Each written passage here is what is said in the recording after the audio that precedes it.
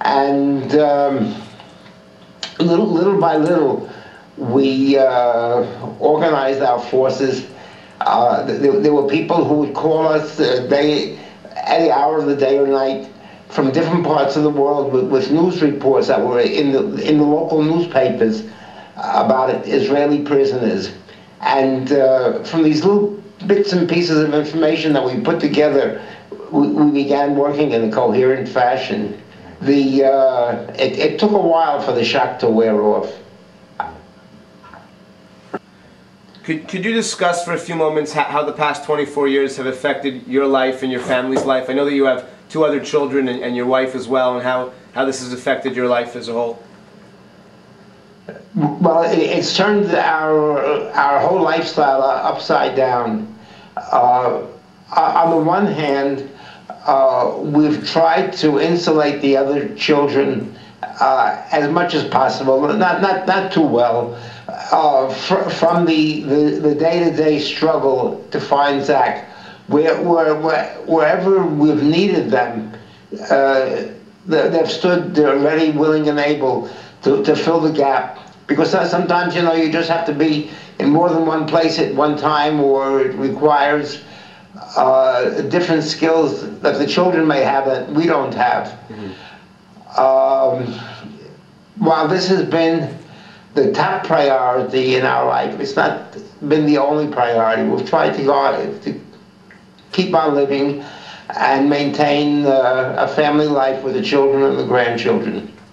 How have you maintained hope over the last 24 years? It's the old Israeli secret weapon. It's called Ein Brera. There was no choice. Either you throw up your hands in despair, or you just keep on working. And Zach is a wonderful son, and he deserves everything that we can give him. What do you think the chances are that your son Zach is still alive? Well, according to recent reports, the chances are better than I had thought previously. I think there's a better than the 50% chance that he's still alive, because we had information that he was alive several years ago, and the tendency is to try to keep them alive because they're worth a lot more to the enemy alive than dead. Do you think that there's a chance that in your lifetime we'll see a resolution to Zach's case? I certainly hope so. I'm doing the best I can to bring this to closure, number one, and I'm motivated to try to maintain a failing health just for that purpose, so that I can reach closure before my days are over. Okay. Is it difficult for you and your family to still be living in Israel? There is a compensation for living in Israel. There's a compensation both in observing the mitzvot hatluyot ba'aretz and of the unique brotherhood of the Jews. And it's something that at times can be very difficult to explain, because it may not be more than somebody putting an arm around your shoulder in the shuk and then disappearing. But there's a feeling that we are all in this together. And how is, the siren's going to sound tonight at 8 o'clock in a few hours for you. How do you and your wife spend Yom Hazikaron and Yom Ha'atzmaut in Israel? Well, Yom Hazikaron is a very difficult day.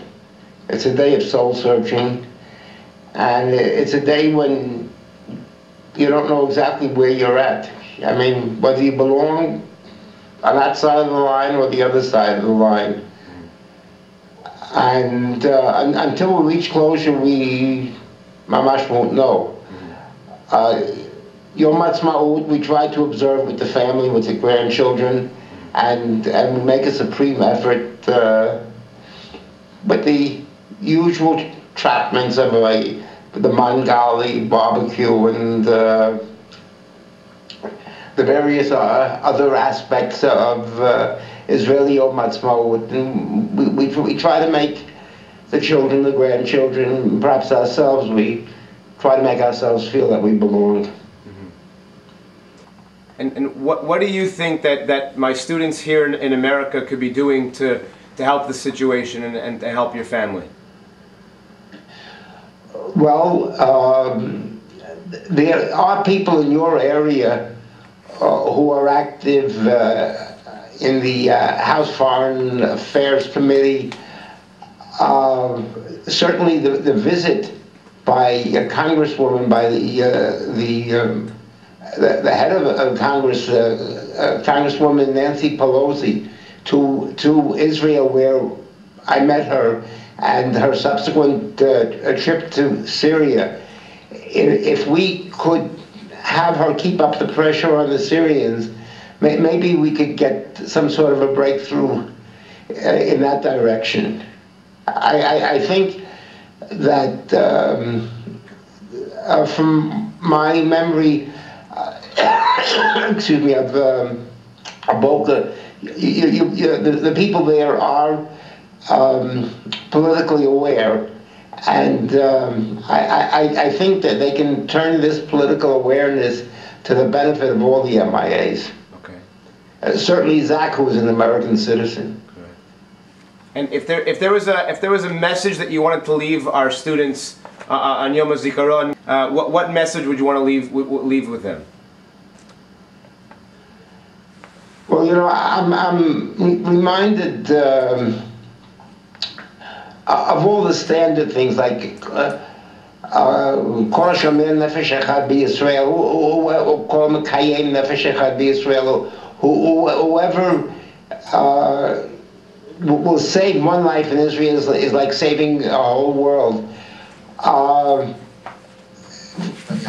think your student body is well aware of the importance that the Torah gives to the mitzvah of Pidyon Shvuim, and I don't think that they're going to be motivated by anything I can say. I think they're self-motivated, and I certainly think that your teachers have expressed the importance, the mitzvah rabbah, the unique position of Pidyon Shvuim in the hierarchy of mitzvot, and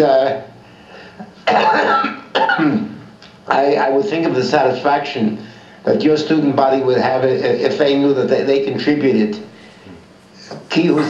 no matter what, to bringing these boys back home alive.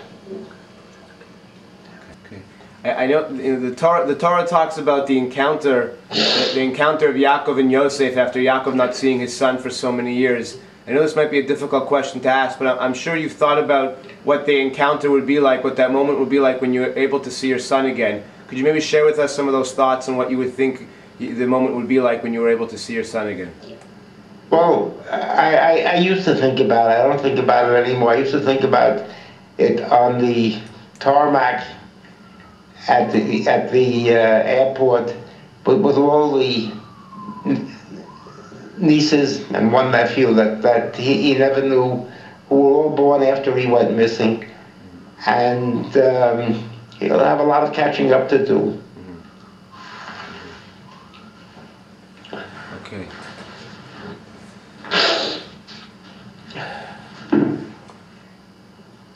Well, the only thing that I really could add is that the saying Kol Yisrael Arevim Zeh Bazeh can be a very hollow one, or can be a very meaningful one.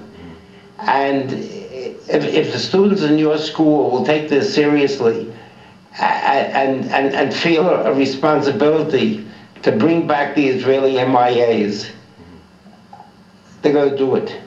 I don't think that there's much that can stand before the will of the Jewish people.